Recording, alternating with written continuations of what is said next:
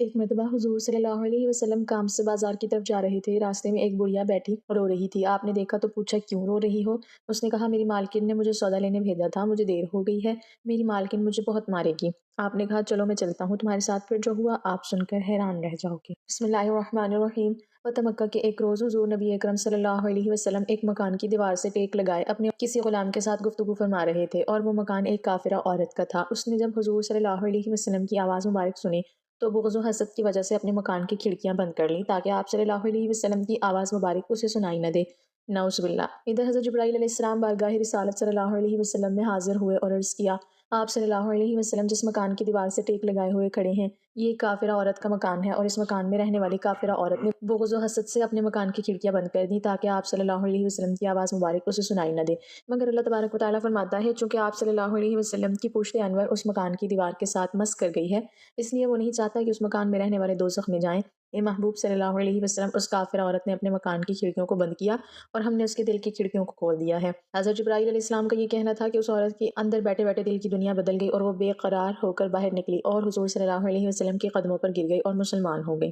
ایک غریب دیہاتی بارگاہ رسالت میں آپ صلی اللہ علیہ وسلم میں انگوروں سے بھری ایک رکابی کا تحفہ پیش کرنے کے لیے حاضر ہوا۔ آپ صلی اللہ علیہ وسلم نے رکابی لی اور انگور کھانے شروع کیے۔ پہلا دانہ تناول فرمایا اور مسکرائے، اس کے بعد دوسرا دانہ کھایا اور پھر مسکرائے، اور وہ بیچارہ غریب دیہاتی آپ صلی اللہ علیہ وسلم کو مسکراتا دیکھ دیکھ کر خوشی سے نہال ہو گیا۔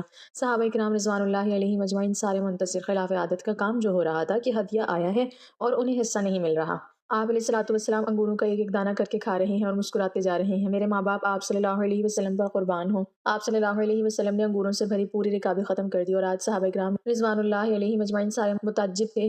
غریب دیہاتی کی تو عید ہو گئی تھی، خوشی سے دیوانہ خالی رکابی لیے واپس چلا گیا۔ صحابہ کرام رضوان اللہ علیہم اجمعین نہ رہ سکے، ایک نے پوچھ ہی لیا، یا رسول اللہ صلی اللہ علیہ وسلم، آج تو آپ صلی اللہ علیہ وسلم نے ہمیں شامل ہی نہیں کیا۔ حضور اکرم صلی اللہ علیہ وسلم مسکرائے اور فرمایا، تم لوگوں نے دیکھی تھی اس غریب کی خوشی، میں نے جب انگور چکھے تو پتہ چلا کہ کھٹے ہیں، مجھے لگا کہ اگر تمہارے ساتھ یہ تقسیم کرتا ہوں تو یہ ہو سکتا ہے تم میں سے کسی سے کچھ ایسی بات کی علامت نہ ظاہر ہو جائے جو اس غریب کی خوشی کو خراب کر کے رکھ دے۔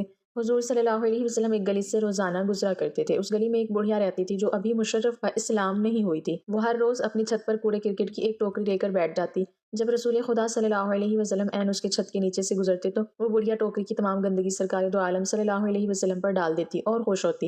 حضور صلی اللہ علیہ وسلم اپنا سر مبارک اور لباس چھاڑتے ہوئے گزر جاتے، کبھی ماتھے پر بل نہ آیا۔ اکثر کیا بلا ناغہ ایسا ہوتا تھا کہ وہ بڑھیا اپنا یہ اذیت ناک کام کرتی اور حضور صلی اللہ علیہ وسلم اپنے صبر و استقلال کا مظاہرہ کرتے گزر جاتے۔ ایک دن یہ ہوا کہ حضور صلی اللہ علیہ وسلم اس گلی سے یعنی بڑھیا کے گھر کے سامنے سے گزرے تو کسی نے ان پر کوڑا نہ پھینکا۔ آپ صلی اللہ علیہ وسلم نے سوچا کہ آج اس بڑھیا نے ایسا کیوں نہیں کیا۔ خیال آیا کہ کہیں بیمار نہ ہو۔ کسی سے دریافت کرنے پر تصدیق ہو گئی کہ وہ بڑھیا بیمار ہے۔ آپ صلی اللہ علیہ وسلم نے اس کے دروازے پر دستک دی اور اندر سے کراہتی ہوئی آواز آئی، کون؟ حضور صلی اللہ علیہ وسلم نے فرمایا، محمد۔ یہ سن کر بڑھیا خم ہو گئی اور سوچنے لگی کہ آج محمد صلی اللہ علیہ وسلم انتقام لیں گے، کیونکہ آج میں بیمار ہوں، میں ناتواں ہوں، آج وہ جو چاہیں گے میرے ساتھ سلوک کریں گے۔ بہرحال بڑھیا نے حضور صلی اللہ علیہ وسلم کو اندر آنے کی اجازت دے دی۔ آپ صلی اللہ علیہ وسلم نے بڑھیا سے بڑے پیار اور نرم و حلیم لہجے میں پوچھا، آج آپ چھت پر موجود نہ تھی، مجھے خیال آیا کہ شاید آپ بیمار ہیں۔ آپ بیمار اور تنہا ہیں، آپ کی ذمہ داری کرنے والا کوئی نہیں، میں آپ کو دوا لا دیتا ہوں۔ حضور صلی اللہ علیہ وسلم نے اسے دوا لا کر دی، اسے پانی پلایا اور اس کے گھر کی صفائی بھی اپنے ہاتھوں سے کی، اور جب تک وہ بڑھیا بیمار رہی سرور کائنات صلی اللہ علیہ وسلم اس کی خدمت اور ذمہ داری کرتے رہے۔ اب بڑھیا کا خوف بالکل دور ہو گیا اور وہ حضور صلی اللہ علیہ وسلم کے حسن سلوک سے اتنی متاثر ہوئی کہ دائرہ اسلام میں داخل ہو گئی۔ یہ تھا وہ حسن سلوک جس کا مظاہرہ کر کے حضور صلی اللہ علیہ وسلم نے اندھیروں اور پستیوں سے انسان کو نکال کر اشرف المخلوقات کے عہدے پر فائز کر دیا۔ حضور اکرم صلی اللہ علیہ وسلم بازار کی طرف جا رہے تھے، جیب میں صرف 8 درہم تھے۔ راستے میں ایک ضعیف عورت بیٹھی رو رہی تھی۔ آپ صلی اللہ علیہ وسلم رک گئے، اس کے قریب پہنچے اور اس کے غم میں شریک ہونے کے لیے اس سے پوچھا، بڑی بی کیوں رو رہی ہو، کیا حادثہ پیش آیا ہے؟ بڑی بی نے کہا، میری مالکن نے 2 درہم دے کر سودا لینے کو بھیجا تھا، وہ درہم راستے میں کہیں گر گئے ہیں، اب وہ کیا خیال کریں گی؟ یہ کہہ کر بڑھیا زاروں کے تار رونے لگی۔ آپ صلی اللہ علیہ وسلم نے جیب سے 2 درہم نکالے، بڑھیا کے ہاتھ میں رکھے اور اس کو تسلی دیتے ہوئے آگے بڑھ گئے۔ بازار پہنچ کر اللہ کے رسول صلی اللہ علیہ وسلم نے 2 درہم میں ایک قمیص خریدی اور واپس ہو گئے۔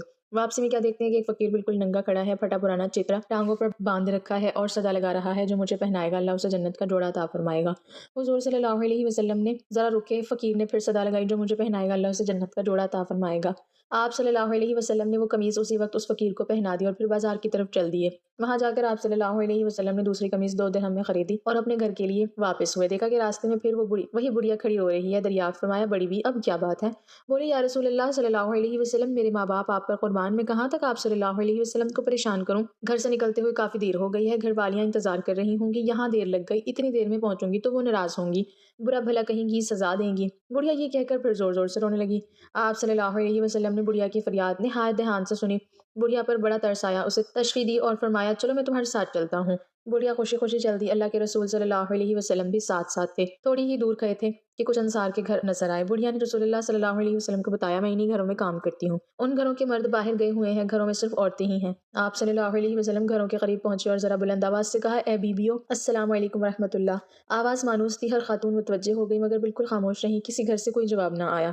آپ صلی اللہ علیہ وسلم نے پھر بلند آواز سے کہا السلام علیکم ورحمۃ اللہ وبرکاتہ۔ پھر وہی خاموشی رہی، کسی گھر سے کوئی جواب نہ آیا۔ خواتین دروازوں کے قریب آ گئیں اور مشتاق تھی کہ وہ دل نواز آواز پھر آئے۔ اللہ کے رسول صلی اللہ علیہ وسلم نے تیسری بار پھر ذرا بلند آواز سے کہا اے بیویو السلام علیکم ورحمۃ اللہ وبرکاتہ۔ تیسری آواز پر سارے گھروں کی عورتوں نے مل کر جواب دیا وعلیکم السلام ورحمۃ اللہ وبرکاتہ۔ آپ صلی اللہ علیہ وسلم نے پوچھا بیویو کیا تم نے میری پہلی آواز نہیں سنی تھی؟ انہوں نے کہا یا رسول اللہ صلی اللہ علیہ وسلم ہم نے آپ کا پہلا ہی سلام سن لیا تھا اور آپ کی آواز پہچان لی تھی، لیکن جواب اس لیے نہیں دیا کہ آپ کی زبان مبارک سے سلامتی اور رحمت و برکت کی دعائیں ہم اور ہمارے بچے بار بار سنیں۔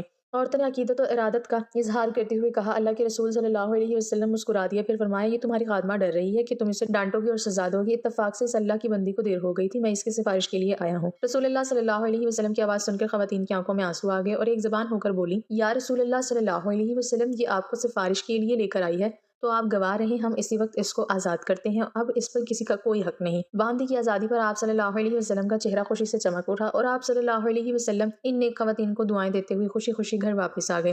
اللہ کے رسول صلی اللہ علیہ وسلم کے اعلیٰ اخلاق کا ایک پہلو یہ بھی تھا کہ آپ نے ایسے عام آدمی کو بھی عزت اور وقار عطا فرمایا جسے معاشرے میں کوئی خاص اہمیت حاصل نہ تھی۔ بنو اشیاء عربوں کے مشہور قبیلہ بنو غطفان کی ایک شاخ ہے۔ یہ قبیلہ زمانہ قدیم سے مدینہ منورہ کے اطراف میں آباد تھا۔ اس قبیلے کا ایک بدو ظاہر بن حرام رضی اللہ تعالیٰ عنہ مدینہ منورہ سے کچھ فاصلے پر تھا۔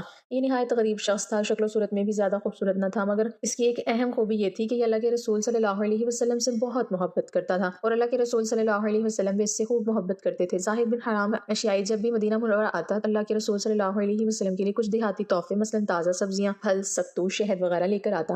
ظاہر جب واپس جانے لگتا تو اللہ کے رسول صلی اللہ علیہ وسلم بھی اسے شہری سوغاتیں دے کر رخصت فرماتے۔ ایک دن تو اللہ کے رسول صلی اللہ علیہ وسلم نے ظاہر کو ایک ایسا اعزاز عطا فرمایا جو غالباً کسی اور صحابی کے حصے میں نہیں آیا۔ ارشاد فرمایا ظاہر ہمارا دیہاتی دوست اور ہم اس کے شہری دوست ہیں۔ ذرا حدیث کے الفاظ پر غور فرمائیں، یقیناً ہر شہری خاندان کا ایک دیہاتی دوست ہوتا ہے اور آل محمد کا دیہاتی دوست ظاہر بن حرام ہے۔ ظاہر سیدھا سادہ آدمی تھا، شہری آداب سے ناواقف تھا۔ جب اپنے گاؤں سے آتا تو اپنے ہمراہ لائی ہوئی سوغاتیں لے کر بازار ہی میں کسی جگہ کھڑا ہو جاتا اور بیچنا شروع کر دیتا۔ پرانے زمانے سے یہ دستور چلا آ رہا ہے کہ دیہات سے جب کوئی شخص سبزیاں پھل وغیرہ لے کر آتا ہے تو لوگ بھاگتے ہوئے اس کے ارد گرد اکٹھے ہو جاتے ہیں، انہیں تازہ سبزیاں مل جاتی ہیں جو عموماً سستی ہوتی ہیں۔ ایک مرتبہ ایسا ہوا کہ ظاہر اپنے ہمراہ کو دیہاتی سوغاتیں لے کر مدینہ منورہ کے بازار میں آیا اور ایک جگہ کھڑا ہو کر انہیں بیچنے لگا۔ اس کی قسمت اچھی تھی کہ اللہ کے رسول صلی اللہ علیہ وسلم بھی بازار میں تشریف لے آئے۔ آپ صلی اللہ علیہ وسلم نے اپنے دیہاتی دوست کو دیکھا تو آپ نے پیچھے سے جا کر اس کی آنکھوں پر اپنے مبارک ہاتھ رکھ دیے۔ ناظرین ذرا تصور کیجئے کہ ظاہر کی آنکھوں پر اللہ کے رسول صلی اللہ علیہ وسلم کے ریشم سے زیادہ نرم و نازک اور عنبر و گلاب سے زیادہ خوشبودار ہاتھ ہیں۔ پہلے تو وہ گھبرایا اور گھبراہٹ کے عالم میں یہ کہہ رہا ہے کون ہے بھائی، میری آنکھوں پر کس نے ہاتھ رکھ دیے؟ لیکن جب اس نے اللہ کے رسول صلی اللہ علیہ وسلم کے مبارک ہاتھوں کی نزاکت کو محسوس کیا اور آپ صلی اللہ علیہ وسلم کی خوشبو سونگھ لی تو اسے معلوم ہو گیا کہ اس کے پیچھے تو کائنات کے امام کھڑے ہیں۔ اس نے موقع غنیمت جانا اور اپنی پشت کو اللہ کے رسول صلی اللہ علیہ وسلم کے سینے سے ملنا شروع کر دیا۔ اللہ کے رسول صلی اللہ علیہ وسلم نے محبت بھرے انداز میں فرمایا لوگوں کون ہے جو اس غلام کو خریدے؟ ظاہر نے بھی محبت بھرے انداز میں عرض کیا اللہ کے رسول صلی اللہ علیہ وسلم مجھ جیسے کالے کلوٹے دیہاتی کو کوئی خرید کر کیا کرے گا؟ وہ تو بڑے خسارے کا سودا کرے گا، میری تو قدر و قیمت ہی کوئی نہیں، میں تو بیکار آدمی ہوں۔ آپ صلی اللہ علیہ وسلم نے جواب میں ارشاد فرمایا پیارے ایسا نہ کہو، کیا تمہیں کسی نے کہا ہے کہ تمہاری کوئی قدر و قیمت نہیں؟ تم اللہ کے ہاں بیکار نہیں ہو، تم اللہ اور اس کے رسول صلی اللہ علیہ وسلم سے محبت کرنے والے ہو، اس لیے تم اللہ کے ہاں بڑے قیمتی ہو۔ احادیث مبارکہ میں موجود ہے کہ رسول کریم صلی اللہ علیہ وسلم کی بعثت کے بارے میں ایک بھیڑیے نے یہودی چرواہے کو آگاہ کیا تھا۔ ایک بھیڑیا کسی چرواہے کی بکریوں کے پاس آیا اور ان میں سے ایک بکری اٹھا کر لے گیا۔ چرواہے نے اس کا پیچھا کیا یہاں تک کہ اس کے منہ سے بکری نکلوا لی۔ بھیڑیا ایک ٹیلے پر چڑھ گیا اور وہاں اپنی پشت کے بل گھٹنے اوپر اٹھا کر بیٹھ گیا اور اپنی دم اٹھا کر کہنے لگا تم نے میرے منہ سے وہ رزق چھین لیا ہے جو اللہ نے مجھے عطا کیا تھا۔ اس چرواہے نے کہا باخدا میں نے آج سا دن پہلے کبھی نہیں دیکھا تھا کہ بھیڑیا باتیں کر رہا ہے۔ بھیڑیا نے جواب دیا اس سے بھی عجیب تر بات یہ ہے کہ ایک آدمی یعنی حضور اکرم صلی اللہ علیہ وسلم دو میدانوں کے درمیان واقع نخلستان و مدینہ میں بیٹھا، جو کچھ ہو چکا اور جو ہونے والا ہے اس کی خبریں لوگوں کو دے رہا ہے۔ چرواہا یہودی تھا، وہ حضور نبی اکرم صلی اللہ علیہ وسلم کی خدمت میں حاضر ہو کر مشرف با اسلام ہو گیا۔ اللہ تعالیٰ ہمیں دین اسلام کے راستے پر چلنے کی توفیق عطا فرمائے اور ہمارا خاتمہ ایمان پر فرمائے، آمین۔ ناظرین کمنٹ باکس میں اللہ تعالیٰ کے 99 ناموں میں سے ایک نام ضرور ٹائپ کریں۔